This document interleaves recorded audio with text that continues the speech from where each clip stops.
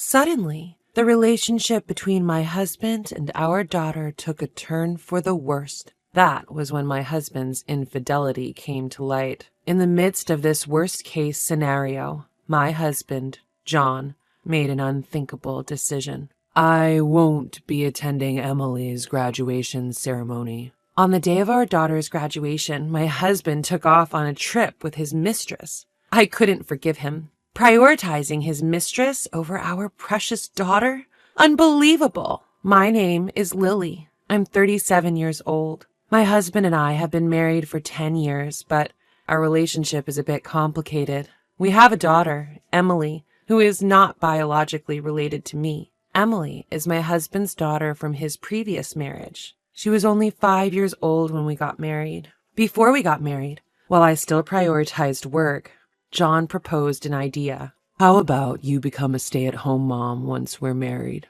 A stay-at-home mom? I travel a lot for work, right? Emily is still young, and so I've been leaving her with my parents, but after we get married, you'll be her mom, so I'd rather not rely on my parents too much. That makes sense.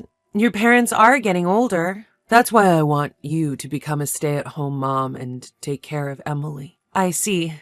Okay, I understand. As per his request, I resigned from the company I've been working for. Upon getting married, I became a full-time mother. It's not that I wasn't anxious about becoming a mother. After all, my husband's previous marriage ended because of his ex-wife's infidelity. I was worried about how young Emily would perceive me. However, despite my worries, Emily's friendly nature allowed us to bond quickly. Honey, let's draw together. Really? I love drawing. After we finish drawing, we can go shopping together. Let's go. I want to help you prepare dinner too. Thank you. That makes me very happy. I've been doing my best to build a genuine mother-daughter relationship. The first time she called me mom, tears came out of happiness. Day by day, as I spent time with my daughter, my love for her grew deeper. Blood ties didn't matter. I saw her as my real daughter, and I continued to pour my love on her. Before I knew it, she was 15 years old, already an 8th grader. Perhaps it was the onset of adolescence, but I had started to feel a slight distance between us. Previously, she would always be home by 6 p.m. at the latest and would let me know if she was going to be late, but recently she's not often home until 8 p.m. That day, too, she arrived home past 9 p.m. with no prior communication. Welcome home. You came home late, didn't you? Dinner is ready. I'm back. Is Dad coming home late again today? Seems like another day of working late. Come on, let's go ahead and have dinner. Okay. Just then, Emily murmured, You know. What's wrong? Well, you see. Yes? Never mind. It's nothing. Upon saying this, Emily went quiet. What just happened? She was definitely about to say something, wasn't she?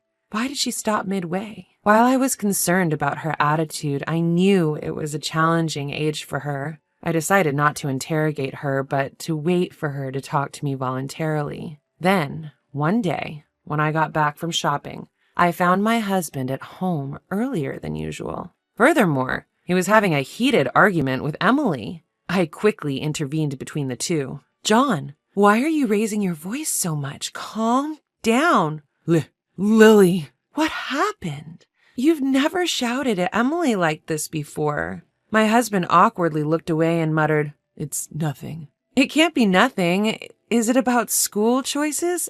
If so, why don't the three of us discuss it together? I said it's nothing. You're being too persistent. Just leave it. I'm going to take a shower. Wait a second. He quickly left the living room. Feeling the awkward atmosphere, I couldn't help but ask Emily, what happened? Nothing. Nothing? It's nothing. Emily, please talk to me. Something must have happened for it to escalate to a fight, right? Just leave me alone. It's none of your business. Wait. Despite my calls, Emily retreated to her room and didn't come out for dinner. From that day on, Emily's behavior changed dramatically. She spent a lot of time in her room and barely spoke to me or her father. While I knew I had to do something, I didn't know how to approach the situation. As I waited for things to cool down, I decided to have a conversation about it with my husband. It's about Emily. Don't talk to me about her. What? Wait, what are you saying?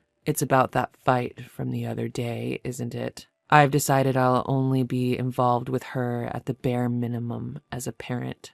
What? Don't be so irresponsible. Emily must be struggling with something. I don't care. She rebelled against me. What's that supposed to mean? Despite my repeated inquiries, he refused to explain why they had argued. Eventually, my husband made a statement that made me question my own ears. I won't attend Emily's graduation ceremony. What? Wait a minute. A middle school graduation ceremony is a once-in-a-lifetime event? I don't care. I've decided not to go, so you go alone. No way. No matter how much I tried to persuade him, he refused to listen. I tried to invite him multiple times after, but he remained adamant about not going, consistently refusing.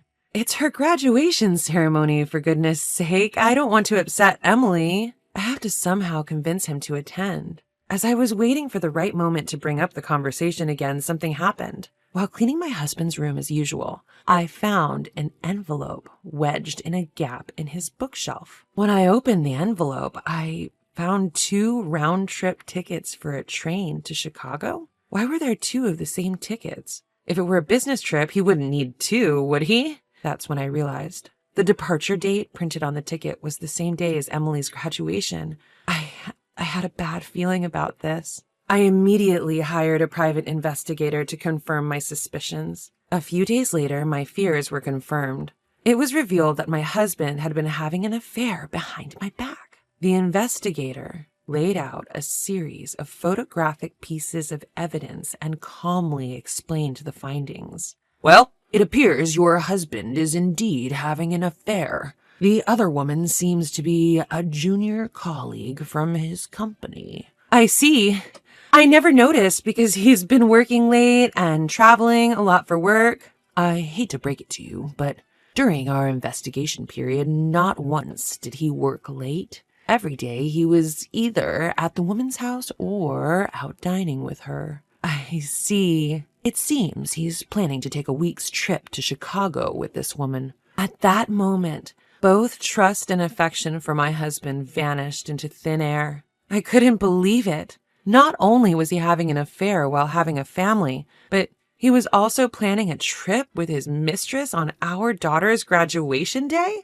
I absolutely can't forgive this behavior. When I got home, I started looking for a new place to live so I would be ready to leave at any moment. I also made the decision to return to the job I'd once quit. I'll have the capability to thrive in any situation as long as I have a new place to live and a job. That's when I had a sudden realization. That is, none other than the presence of Emily. To be honest, I think of her as my real daughter and I love her from the bottom of my heart. Even if I were to get a divorce, I want to keep custody of her. But would she choose to stay with me, a non-biological mother? Wouldn't it be best for her to be with her father, who she has been with since she was born? Given the recent infidelity of my husband, I had become pessimistic about everything at this time. I had no confidence that she would choose me. At worst, I had to prepare myself for living alone. Since then, I have decided to cherish the time I had left with my daughter. On my days off, I invited her to go shopping, went to cafes together. Even if I get a divorce and we get separated, I'll make sure to hold on to the memories of these days. I engraved the joyful moments with her into my heart. While eating out together, I decided to casually bring up the topic of her graduation ceremony. Your dad said he can't make it to your graduation ceremony. Oh, really?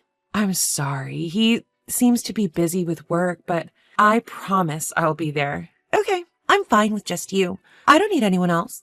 As expected, Emily's reaction was rather indifferent. Seeing my own daughter like this, I couldn't help but feel indescribable emotions. Graduation day has arrived. When I woke up in the morning, my husband was already gone. I guess he went on a trip with that mistress. Of course, I attended the graduation ceremony alone. As I watched my daughter receive her diploma, tears welled up in my eyes. She was so small when we first met. I don't want to let her go. My feelings were growing stronger, but I kept telling myself, it's time for me to decide, and forcibly suppressed my emotions. After the graduation ceremony ended smoothly, we returned home. Before my husband comes home, I'll tell Emily everything and leave the house. I had decided that, but when it came to it, I couldn't bring myself to start the conversation. As I hesitated for a moment, my daughter spoke up. Hey, Mom, even if we're not biologically related, you're still my mom, right? What? Despite being taken aback by her words, I confidently responded, What are you saying? Of course I am. I'm always going to be your mom. Yeah, I thought so. I'm glad to hear that. The moment I saw her smiling warmly, my heart instantly felt lighter. Now's the time. With that thought, I made up my mind and decided to open up and share everything. Emily, I'm thinking of divorcing your father. Yeah, I think that's a good idea. What? I was surprised at how easily she accepted the idea of divorce. Are you okay with it?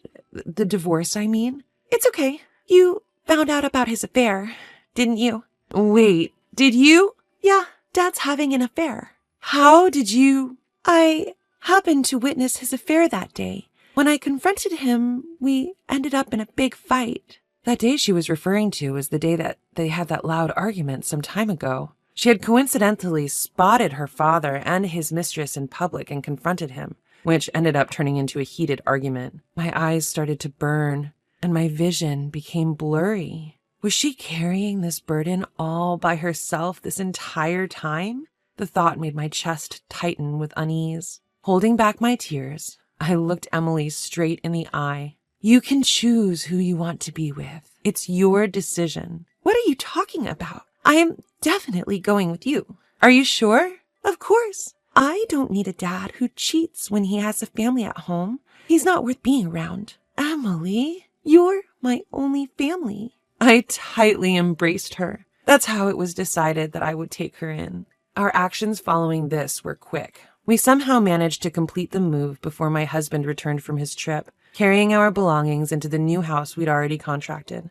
Since I had everything planned ahead, the process ended up being quicker than I expected. 1 week later. Seemingly noticing the divorce papers on the desk, my husband called. Hey, Lily, what the hell is this about these divorce papers? They mean exactly what you think. Let's get a divorce. Are you still mad about me missing the graduation ceremony? It was because of work. I had no other choice. I was utterly disgusted with my husband, who even now was still trying to play dumb. Work. Right. What's that supposed to mean? I'm always busy with my business trips. By the way, did you attend the graduation ceremony as planned? Yes. Next, it's time for me and Emily to graduate from you. Huh? What are you? Did you have fun? Your trip with your junior colleague? Mary, was it? What are you talking about? Then explain what this is about. Upon sending the evidence photos from the detective via iMessage, my husband became visibly shaken and struggled to find his words. Why would you secretly take photos like this? Are you a stalker? That's disgusting. Getting involved with women at work is far more disgusting. What? It's your fault for being unattractive as a woman. What? You're trying to say it's my fault? You've been lazing around all day doing nothing. Is your only accomplishment hiring a detective to gather evidence behind my back? Where am I supposed to find desire for a woman like that? Wasn't it you who asked me to be a stay-at-home mom when we got married? I didn't expect you to become such an ugly pig. It's my one miscalculation. Ugh, what a mistake. I vented my rage at him without holding back. By the way, make sure to submit those divorce papers, all right? Oh, and I'll be properly claiming alimony as well as child support, so be prepared for that.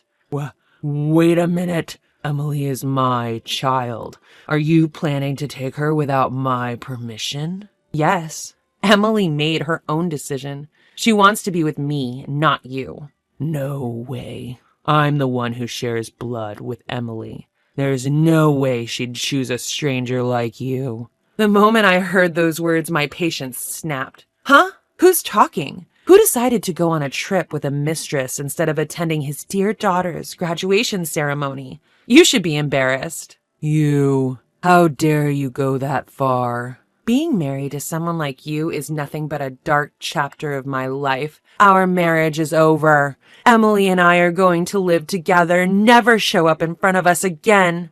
My daughter gently rubs my back, giving me strength after my impassioned outburst. She then snatches the phone to speak her piece to her father. Hello, Dad? Emily, what the hell are you? From now on, I'll live with Mom. Don't bother us again. You? Who do you think you're talking to? I'm your only biological family, you know. Then she coldly retorts, Family? You betrayed me and Mom, and you call that family? Don't make me laugh. Blood ties mean nothing. I have decided to believe in my mom, who truly loves me. You're the lowest of the low. Having affairs while being married? Disgusting. You're no longer a father in my eyes. With that, she hung up the phone. With a deep sigh of relief, she stretched her body wide and beamed with a smile of pure joy. Seeing her like this somehow lightened my heart, too. With sufficient evidence of his infidelity, I was able to quickly divorce him. Emily strongly wished for me to have her custody, and so I did. Through a lawyer, I demanded compensation from his mistress and also made sure he paid alimony in addition to that. Chan's mistress was outraged at being sued and immediately broke up with him. Moreover, as she spread the story of their breakup at work, his reputation plummeted. News of his affair and abandonment by his daughter quickly spread throughout the company.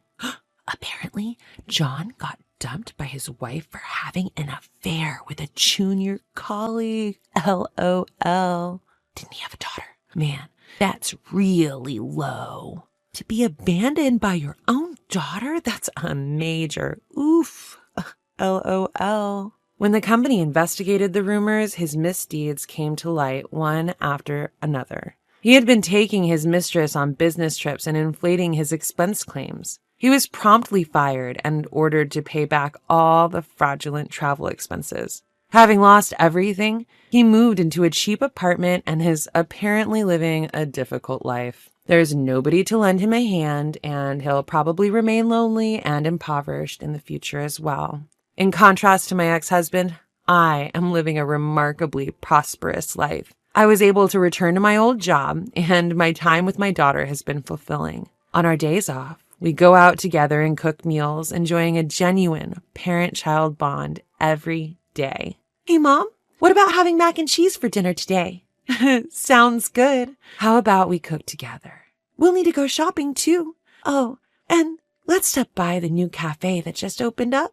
All right, let's get ready then. I no longer have any worries. I intend to continue walking hand in